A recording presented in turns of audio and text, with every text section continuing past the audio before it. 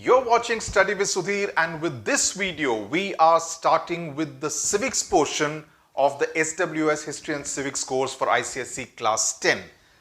Civics is different from history. History is about the past. Civics is about the present, the kind of India that you live in. So you need to understand what kind of governance systems that we have.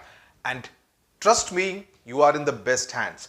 I will take you through each and every part of the civics syllabus to make you understand in very simple terms what it really means. And one more thing that you need to remember before we start with civics with SWS is that civics is about you the citizen, you the young citizen of the country, and you need to know what kind of legislature, executive and judiciary we have, the systems that have been put in place by the Constitution of India in order to give you your rights. Of course, class 9 May, you would have read about the fundamental rights, fundamental duties, etc. I hope you studied well. Okay, so you understand the basics. In class 10, we are taking it to the next level. Okay, so just like they say in an aircraft, sit back and relax, fasten your seat belts. I am going to take you on this flight to understanding civics. Okay, so shall we get started? Shubharambh karte hain. Now, this of course the building, the original Parliament building, okay, in New Delhi. This is where the Lok Sabha and Rajya Sabha are there inside, and this is the new Parliament building. Okay, so you generally get an idea about what it looks like, just a pictorial representation of sorts. Okay, understood? I hope the pictures are also pretty clear on the screen. Yes, they are. Let's move forward. Now, the fundamental difference between a monarchy and a democracy, what is it that you need to understand? Monarchy means where the king is in control or the queen is in control, right? It is not a democratically elected king in the sense that you don't decide who will be the king, right? The king follows, the king's son becomes the next king, the king's son's son becomes the next king, or the daughter in some cases, but essentially it belongs to a particular royal family. Understood? Right? So that is the way it is in the case of a king, and only the king decides what is to be done. If he doesn't like something, if he decides that everybody should wear red color shirts, then everybody will have to wear red color shirts. You don't have a choice. But can someone like that, can the President of India or the Prime Minister of India say that everyone should wear a red color shirt? No. Someone will go to court saying that what kind of a ridiculous kind of an order is that? That cannot happen in a democracy. In a democracy, and these are the fundamentals, the legislature makes the laws. What is the legislature? The legislature is Parliament. People who are elected by you and me, not you as in not in you, by your parents and me. Okay? Executive governs, executive is the government. The people who are elected and who form the government, the ruling party, they govern, right? Here the word used is rule. Here we are talking about govern, governance. Governance matlab aap ek tarah se ek pradesh par you make the law so that everything goes according to in the right spirit, according to the law of the land. Third is the judiciary, which dispenses justice. Making laws and delivering justice are two different things. Legislature makes the laws. The MPs, the members of Parliament, are known as the lawmakers. They make the laws. Please remember this very carefully. Judiciary, don't say Supreme Court makes the laws. Supreme Court interprets the laws, and according to the Constitution, according to the law of the land, they give justice. That this person has violated the law, this person has been a victim of what this person has done, the crime against him. Okay, so they dispense justice. So justice and law ke beech mein, please understand the difference. Okay, important. And in a democracy, there is a well-defined and exclusive powers. Legislature will not get into executive. Executive will not get into judiciary. Judiciary will not get into legislature. Okay, with some exceptions. But largely, there are three different pillars. They are the three different pillars. Media is known as a fourth estate, fourth pillar. Okay, so they are well defined and exclusive powers. Understood? Shall we move on? Pakka? Okay. All this is written in the notes. Now I don't want you to look at the notes. Understand it, then you look at the notes so that it will act as a first revision. Okay. Now we need to move to what is the meaning of the federal setup in India. ये तो मालूम है ना, this is the emblem of the government of India. Okay, ये यहाँ पे नहीं आना चाहिए. Government of India, सत्यमेव जयते, truth only prevails. Okay. Now, what is the meaning of federal setup? This is an important part of this chapter. Okay. You have a center, central government, union government, right?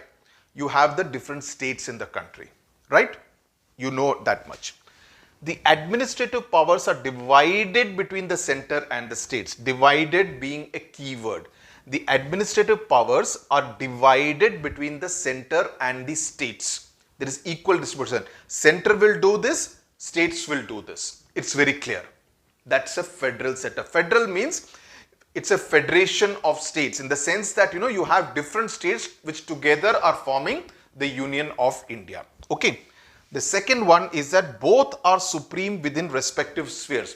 Center also has a certain authority, states also have a certain authority. Okay, so they are supreme, keyword. They are supreme in their respective spheres.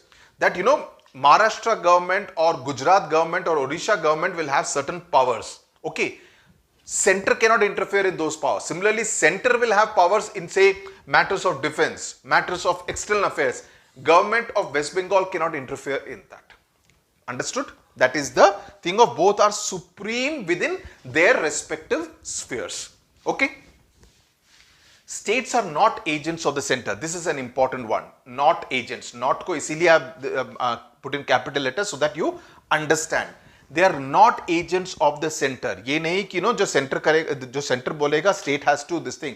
In some cases, yes, but they are not agents. They have their own individual and independent authority. The fourth aspect, both draw authority from the constitution. This is very important. The powers that the center has and the states have, all of that comes from the Constitution of India. Okay, which was adopted in 1950. Can I go on?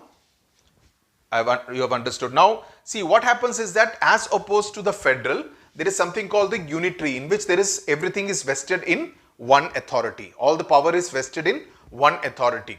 In a unitary form of government, all the administrative powers are vested. Vested means are given to a strong center in a single center, and that makes the center very powerful. The constitution is not written, so anybody can say anything and that becomes the law. So the constitution is largely unwritten and the rigid rules are formulated by the center. So everything is in the center, but here you have a balance between the center and the states, and that's what is the beauty of the Constitution of India.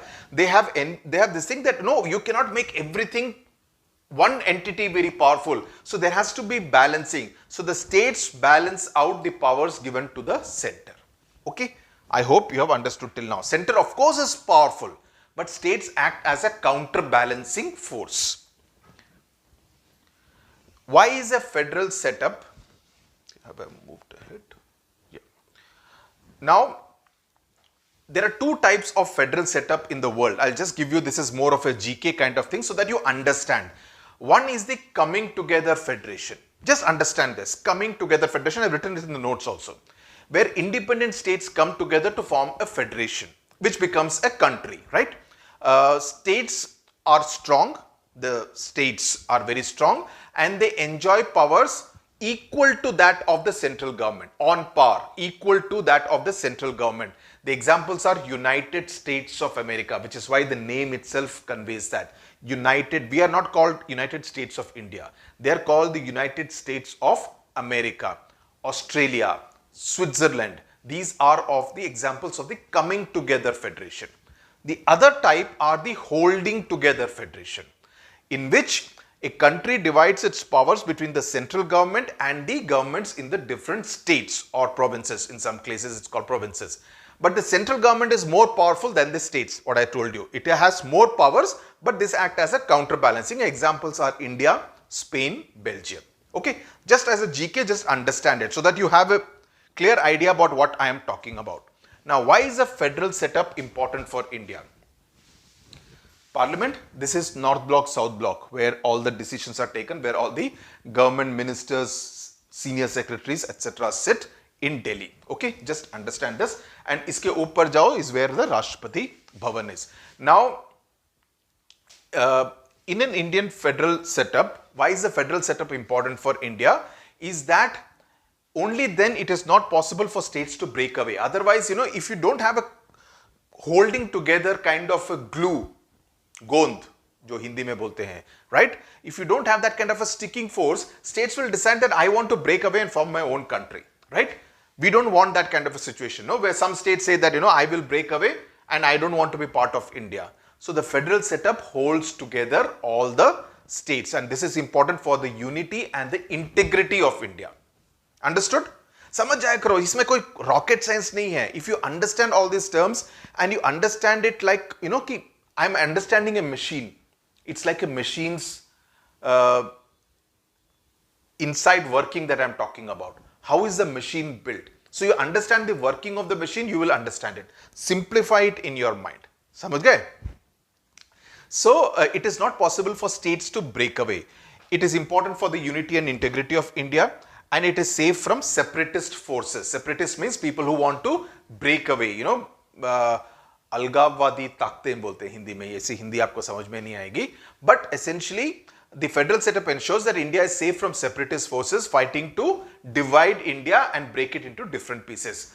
There have been cases like Punjab in the 80s, Northeast trouble. So, those kind of cases. Kashmir, of course, is another place where there have been trouble. So, people trying to break India, that will not happen because India is held together with this federal setup. Okay?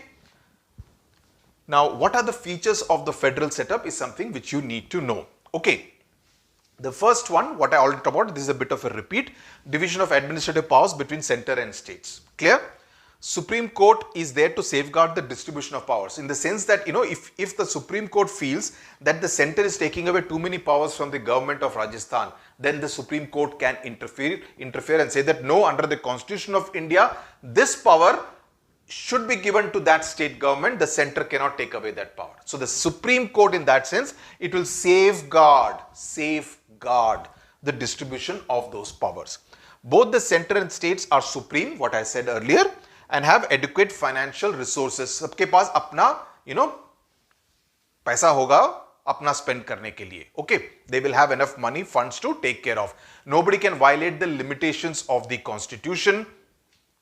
Both draw their authority from the Indian Constitution. Okay, that is something which I think it's on the next page. Both draw authority from the Indian Constitution. States participate in the functioning of the government. How?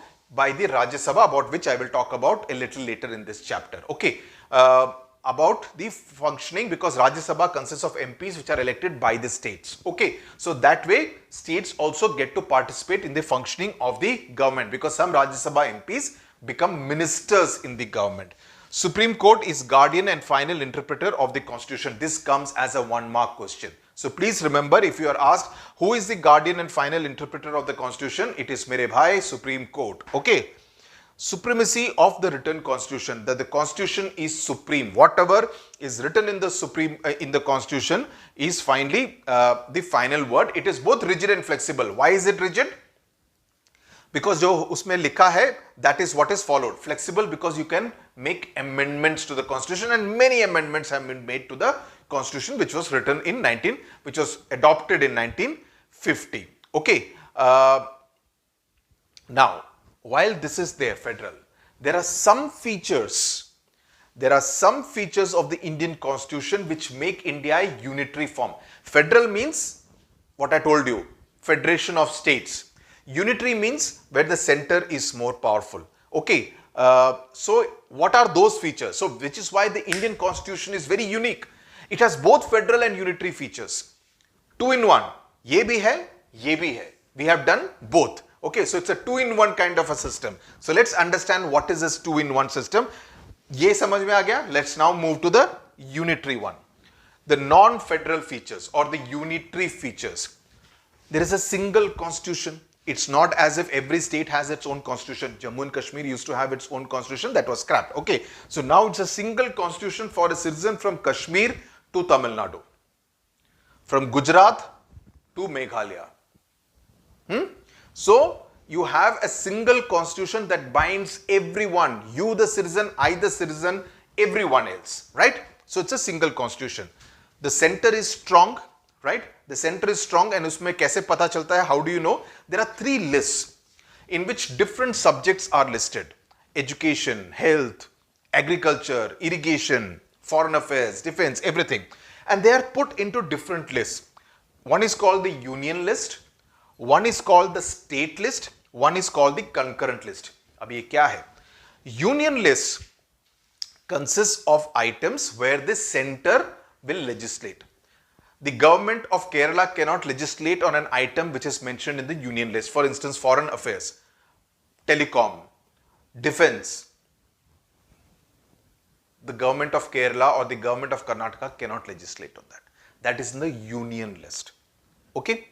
Then you will have, and there are 100 subjects. Okay. Right now, as of, this is a November 2021 figure, 100 subjects which are in the union list, which includes currency, banking, financial matters, etc. Then you have the state list, which consists of 61 items, including agriculture, hospitals, land revenue, etc. that are there in the state list, where the states can legislate. The government of Madhya Pradesh can legislate on an item which is there on the state list. The center cannot legislate on a matter which is in the state list. Ideally speaking, there are exceptions, wo main baad mein bataunga, but ideally the center cannot. Then there is something called a concurrent list, which is like, you make that Venn diagram. So beach ka portion is the concurrent list, where both center and states can legislate. That is called the concurrent list, and there are 52 items on the concurrent list. What are the items on the concurrent list? Education, forests, electricity.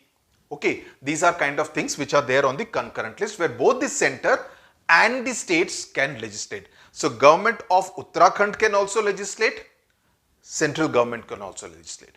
Government of Bihar can also legislate, government of Tamil Nadu can also legislate. Okay?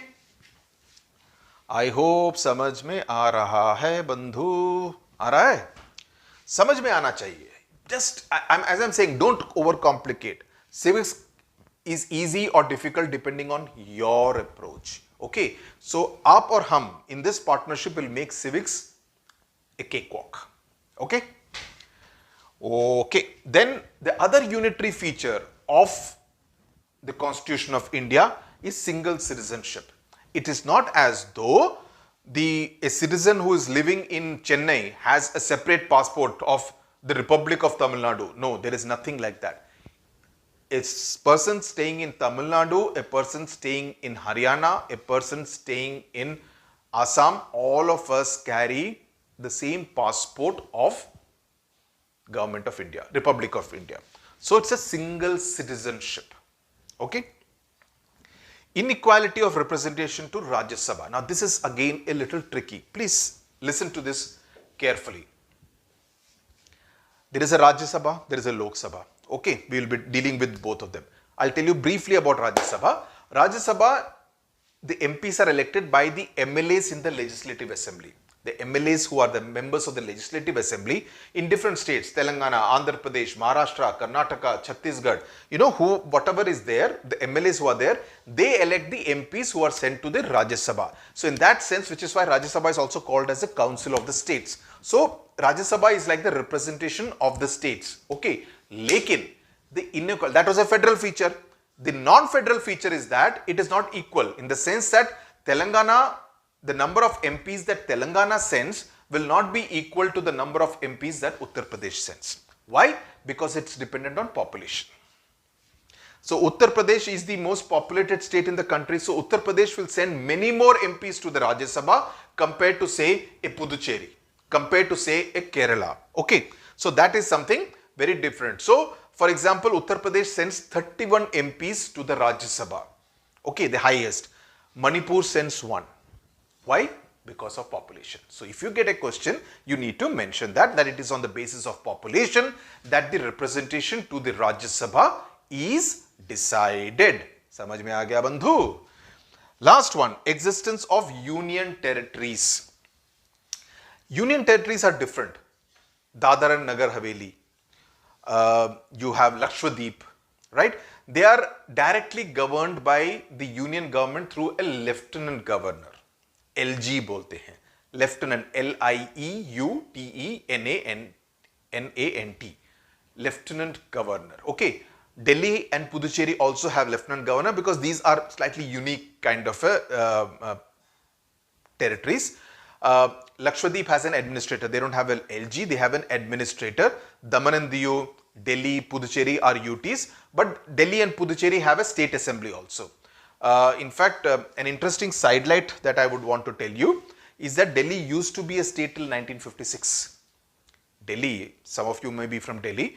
Delhi used to be a state till 1956, but now the demand of political parties like Arvind Kejriwal's Aam Aadmi Party is full statehood, which will give them powers like a proper state. Because right now what happens is that, for instance, Delhi police is under the union government, not under the state government of Delhi. The development authority, the Delhi Development Authority, etc., is under the union government, not under the state government, right? So that's what they want to know. The municipal corporation is not under the chief minister. Okay, now I'll just tell you a couple of things before we close video 1 is name one instance, and I've written this question in the notes, name one instance under which the constitution confers upon the federal government the strength of a unitary government. Why the strength? Because unitary government it becomes all powerful, right? So under what circumstances does the constitution say that the federal government can become a unitary government? 2 mark ka question aa sakta hai. What will you answer? The constitution enables the federal system to transform itself into a unitary state, which means assumption of all powers. Yani ki the union government becomes all powerful. This can happen only when emergency is imposed. National emergency when it is imposed, when there is probably war breaks out, some other country attacks India, right? Or there are other circumstances like civil war. If a national emergency is imposed, then this Constitution says that this can become, the federal government can become a unitary in nature, non-federal in nature. Okay, that is the only exception which I was telling you about. So, which is why this Indian Constitution is very unique, because it has both federal and unitary features. If you get a question about how the Indian Constitution has both federal and unitary features, you need to mention all these things that I have told you about. Okay, last point. The residuary powers of parliament, and this is important. What are residuary powers? Residue ka matlab samajhte ho? What is left over? What is left behind? Residue. Chemistry mein pada hoga. The residue. Residuary means whatever powers are not mentioned in the constitution, because the constitution was adopted, written between 1948, 49, 50, right? 50 it was adopted. At that time, they would have thought according to the India of that time. But could they have imagined how India would be in the 21st century? No, they couldn't have. So what they have said is that residuary powers are those powers of parliament according to which it can make laws on those matters which are not mentioned in any of the 3 lists. If any of the 3 lists it does not mention, also it can frame powers. These are those powers of parliament according to which it can make laws on those matters which are not mentioned in any of the 3 lists. Okay, yahan tak samajh mein aa gaya? With this we pause video number 1. We are going to do it in 6 videos elaborately, because this is the most important chapter. Aram se samajh mein aa jaye. Look at the notes after you finish seeing the video so that it acts as a second revision. I have told you all that. Any doubts, go and read the information note about the course. You will get it all clear about how I want you to approach history and civics. Tata, bye bye. See you in video number 2. Bye bye.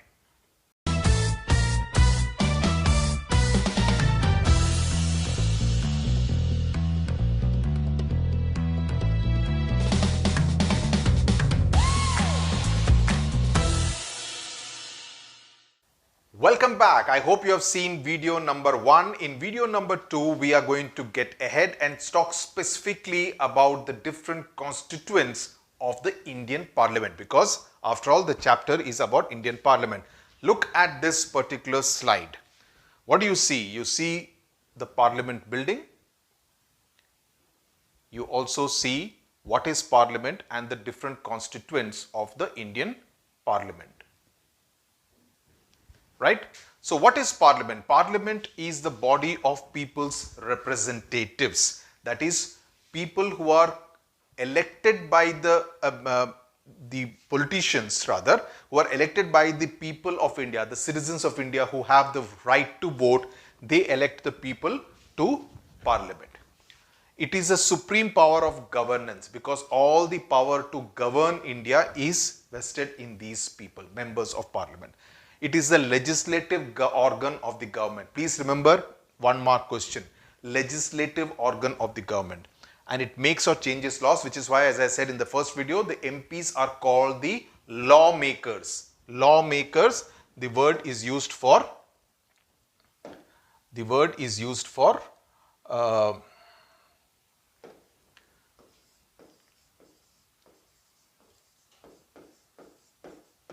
lawmakers are the MPs. Okay. Then this is another favorite one mark question. Which are the constituents of the Indian Parliament? You have to include, because most students make the mistake of mentioning only Lok Sabha and Rajya Sabha. No. The President is also a constituent of Indian Parliament. So, constituent of Indian Parliament will have to include all these three people. Okay.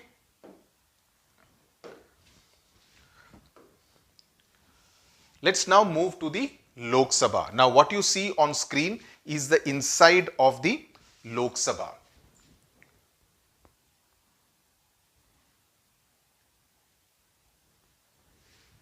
Is the inside of the Lok Sabha, which is known as the lower house of Parliament. It is also known as the House of People. Why is it known as the House of People? Because people like you and me, like me and your parents, not you, elect the MPs, these MPs. This side is where the ruling party sits, right?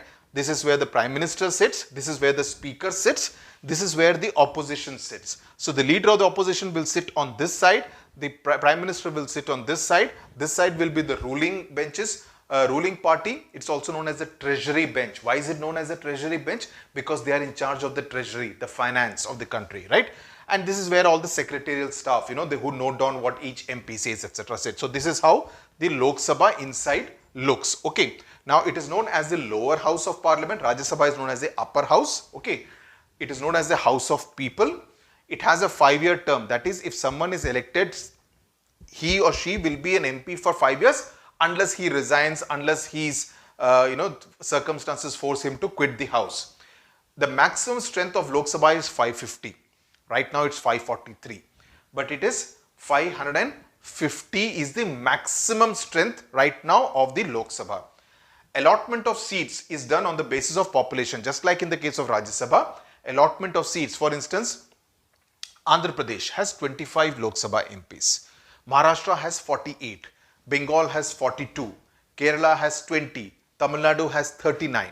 Right? So each state has different number of MPs depending on the population of that state. Okay. Telangana has 17. Karnataka has 28. Yeah. I mean, I have been covering politics for many years, so I know all these numbers. Yaad rehta hai. So this is as far as Lok Sabha is concerned. What is a constituency? Now this is an important thing. But before that, I want to talk about what is Parliament. Now Parliament is a body of people's representatives who have the supreme power of governance, whatever I told you.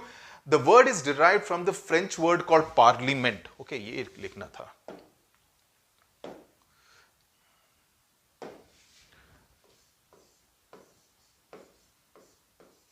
E.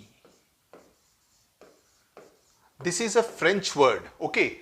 It is from this French word that you have now got the word parliament. Okay. So just a GK question. Okay.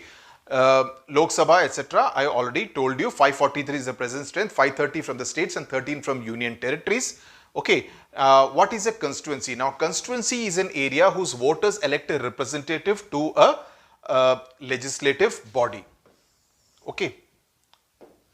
Elect a representative to a legislative body.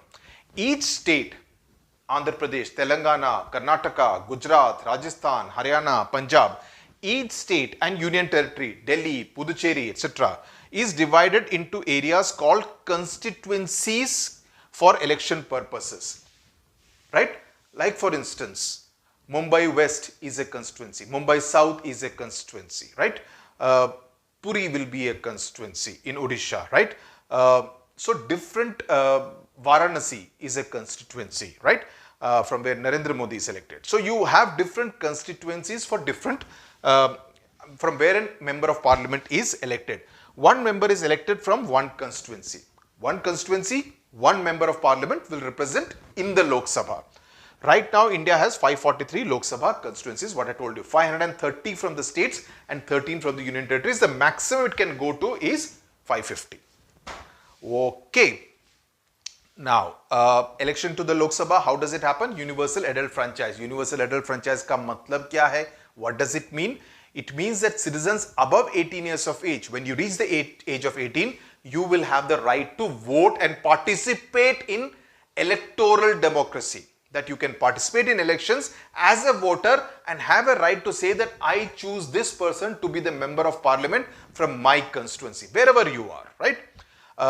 And people above 18 can vote irrespective of your gender, irrespective of your religion, irrespective of your caste, right? Irrespective of your economic status, irrespective of color, race, this thing. No, anyone, everyone is equal as far as this universal adult franchise is concerned, and the elections are held by secret ballot, EVM of course now. So nobody comes to know who you have voted for. You will not know who I have voted for unless I tell you. Okay. Who can become a Lok Sabha MP? Okay, who can become a Lok Sabha MP? Citizen of India, fundamental, right? You need to be a citizen of India. You cannot be less than 25 years of age. So if you want to become a Lok Sabha MP, you will need to wait for approximately 10 years. Okay. He should not be a proclaimed criminal or of unsound mind. Unsound mind means, not okay out here. Or insolvent. Insolvent means bankrupt, without having any money kind of thing. Okay. So you cannot be a proclaimed criminal. That is, a court should not have said that this fellow is a criminal. He is convicted. He is sent to jail. वो नहीं होना चाहिए. He should not be of unsound mind. He should not be insolvent. Okay. He should not hold any office of profit. Office of profit, to tell it in very simple terms, is that you should not be drawing salary from any body, any government body especially. Okay. So it should not be an office of profit kind of thing. And you should have your name in the electoral rolls, that you should be in a position to be voting in an election in India from any constituency in the country. So these are the conditions for you to contest a Lok Sabha election, otherwise आपका candidature ही reject हो जाएगा. Okay, so that is how you become a Lok Sabha MP. You can also be disqualified if any of the above conditions is violated, or if an MP is found guilty of electoral malpractices. Sometimes an MP gets elected. I'll tell you an example, and this has happened many times. One happened in Telangana quite recently, about you contest a particular election, and then it is found the other person who loses, he files a case saying that he adopted electoral malpractices bolte hain. Malpractice means something which should not be idly done. What happens is that you are found guilty of having bribed voters. You are found guilty of having given wrong information in your election affidavit. Okay, you say that this is my property, whereas you actually own much more, but you have given wrong information, or you have given wrong information about your educational qualifications. You are only an 8th class pass, but you have written that I am an MPhil. Then in that case also the election can be challenged in court, and in that case you can be disqualified as a member of parliament from that constituency. Understood? Or if that person who is elected as an MP continues as an MLA also, you can be only in one place. You can either be a member of parliament or you can be a member of the legislative assembly. Dono 2 in 1 nahi chalega. Okay, so you have to resign from either one of them. If he is found guilty of violating any law like the Dowry Act, if he is found that he has taken dowry during marriage, or if he is convicted under the Narcotics Act, taking any drugs and stuff like that, or selling of drugs, or involved in drug trafficking, if something like that happens, if he is found guilty, then also he can be disqualified. So 5 साल का term है, लेकिन 5 साल से पहले it can be shortened if any of these things happen. Okay. Or if he is convicted and sent to jail for minimum 2 years. If it's only for 2 months or 3 months, no, he can continue as MP. But if he is sent for at least 2 years or more, then he loses his membership with immediate effect. Okay, and if a non-MP sits in either the Lok Sabha or the Rajya Sabha or votes, then he's imposed a fine of 500 rupees. I don't know why 500 rupees, doesn't really make much sense. Then how does a seat become vacant? You may ask, sometimes in some year an election is held for 5 years, but then he resigns and then the seat becomes empty. One, if the MP resigns himself, what happens is, I'll give you an example. I am an MP. I decide, okay, in my state elections are being held. I want to contest as an MLA for an MLA seat and become the chief minister of the state, right? So in that case, I will resign from parliament seat and I will contest, or I may not resign, but if I get elected, I will resign from parliament and I will continue as MLA and become a minister in the state government. People choose whether you want to be active in state politics or whether you want to be an MP and be active in national politics. There's a difference, right? So if you resign and you give your resignation to the Lok Sabha speaker or the Rajya Sabha chairperson, depending on which MP you are, right? Or he could be disqualified. A seat could become vacant if an MP is absent without permission of the House. House means the speaker or the chairperson from all meetings of the House for a period of 60 working days. 60 working days if an MP is continuously absent without having informed the speaker or without taking the permission of the presiding officer, the speaker or the chairman, then the seat can become vacant. He is disqualified under the conditions that I mentioned before, or if he is also an MLA, or he gets disqualified under the anti-defection law, which we will read about, I think in video 4 or 5. 4, I think. Okay. No, actually now. Next one. Sorry. Now we come to what is the anti-defection law. What is this anti-defection law that we are talking about? This is very important. This was introduced in 1985 when Rajiv Gandhi was the Prime Minister of India. Okay, by the 52nd Amendment Act under the 10th schedule of the Constitution. It was amended in 2003. In 2003 this was amended. So 1985 it was introduced and उसमें थोड़ा changes किए गए in the year 2003. What was the need for the anti-defection law?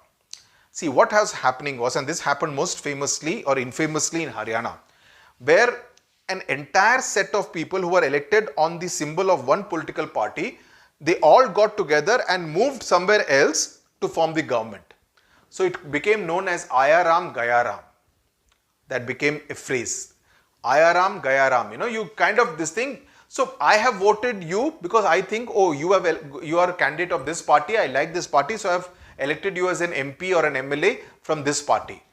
Once you get elected, you decide कि अब मेरे को थोड़ा पैसा मिलेगा, इधर से पैसा मिलेगा, उधर से पैसा मिलेगा. I can become a minister. I can form the government. So for your own individual personal interest, you decide to insult my vote and you decide to go and join somewhere else. Is it fair? So because this was happening, they brought in the anti-defection law. Anti-defection law. Defection का मतलब समझते हो? Defection means to abandon a position. I defect. This is my position. I move away. That means I have defected from this position, right? So to abandon a position or an association or a group, a political party in this particular case, in order to join an opposing group. I leave this group, I move here, it means what? I am opposite this, right? So that's what happens in defection. So in order to stop this defection, they brought in the anti-defection law. Understood? Simple. Now, why was it introduced? To discourage the unethical, unethical means dishonest, bad practice, the unethical practice of party hopping. Party hopping means Congress से BJP, BJP से Samajwadi Party, Samajwadi Party से Trinamool Congress, you keep party hopping. Okay. It doesn't mean Friday, Saturday night party hopping. By MPs and MLAs for personal motive, what I just now explained, and bring down the government. Okay. So that is what was happening. Now, what happens under the anti-defection law? Who can be disqualified under the anti-defection law? If the MP or MLA, the same thing will apply for MLA, but since we are talking about Parliament, we will talk about MP.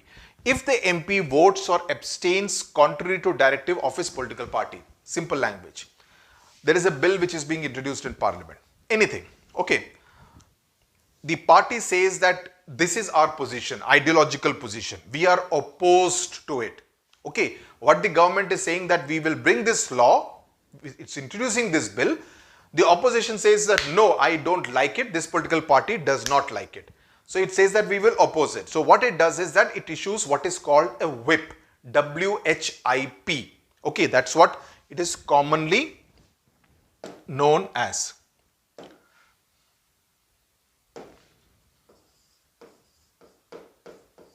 HIP. WHIP, it issues a whip to its members कि देखो भाई हमको bill को oppose करना है, we have to oppose the bill. So when the bill comes up for voting, vote against the bill. But there are these two MPs.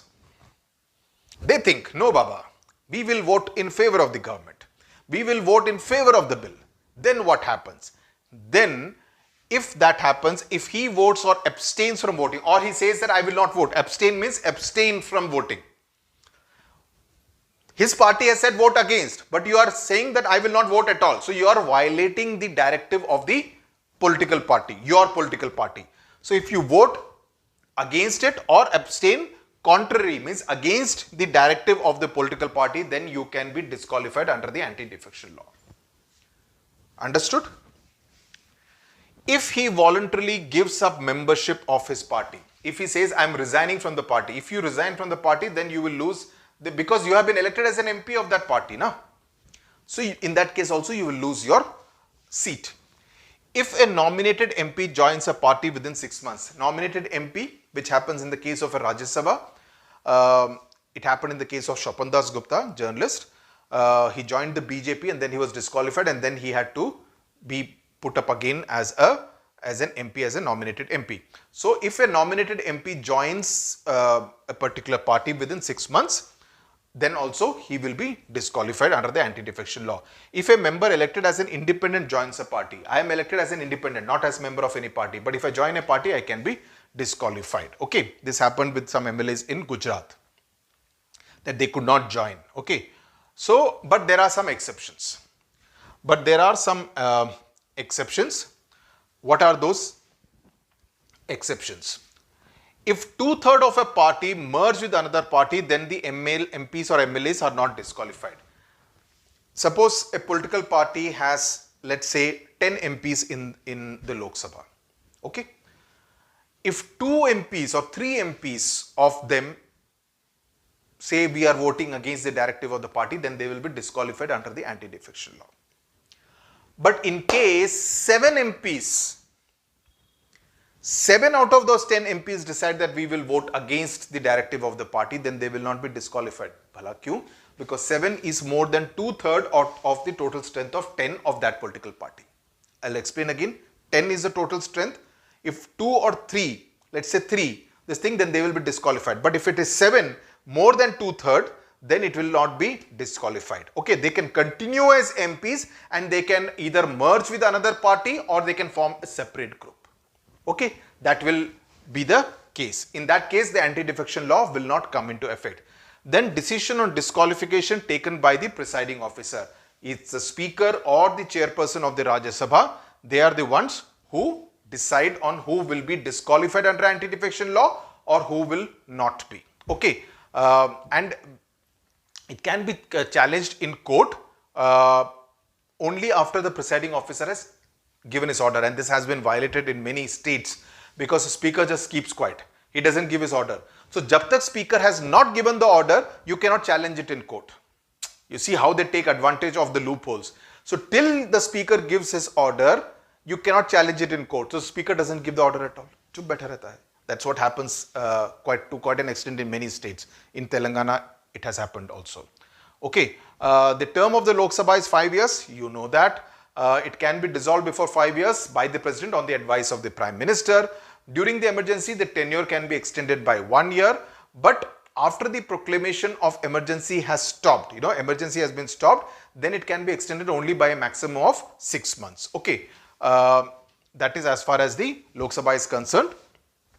Let me just see. Powers of the Lok Sabha. Okay, this is important. It has the upper hand over the Rajya Sabha because of higher numerical strength. Because Lok Sabha right now is 543, maximum 550. Rajya Sabha has only 250. Okay, so it has 300 members more than that of Rajya Sabha. So it has the upper hand over Rajya Sabha. The other reason is that it is elected directly by the people. It is elected directly by the people, that is elected by the MLAs who are elected by the people, indirect election. So Lok Sabha, in that sense, it's more direct by the people. He's our representative, right? It controls the exchequer, you know, the finances, everything happens in the Lok Sabha, not in the Rajya Sabha. In the case matters of money matters, Rajya Sabha has only an advisory role. Lok Sabha is the one which takes the decisions. Money bill is introduced only in the Lok Sabha, the money bill. Okay, we'll talk about the money bill later. It controls the executive because the council of ministers are collectively responsible to Lok Sabha.